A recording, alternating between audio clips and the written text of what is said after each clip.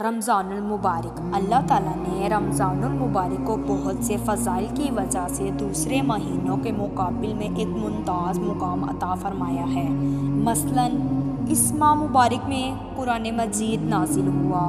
لیلۃ القدر کی مبارک رات اس ماہ مبارک میں ہے۔ رمضان المبارک کی ہر رات کو اللہ تعالیٰ اپنے بندوں کو دوزخ سے نجات فرماتا ہے۔ جنت کے دروازے کھول دیے جاتے ہیں اور جہنم کے دروازے بند کر دیے جاتے ہیں۔ سرکش شیطانی کو جکڑ دیا جاتا ہے۔ اللہ تعالیٰ روزانہ جنت کو آراستہ فرماتا ہے اور جنت سے مخاطب کو فرماتے ہیں کہ میرے نیک بندوں کو اس ماہ میں اپنے گناہوں کی معافی مانگ کر اور مجھے راضی کرنے کے لیے تیرے پاس آئیں گے۔ افطاری تک فرشتے روزہ دار کے لیے رحمت مغفرت کی دعا کرتے رہتے ہیں۔ روزہ دار کے منہ سے بدبو اللہ تعالیٰ کی ہوا مشک کی خوشبو سے بڑھ کر ہے۔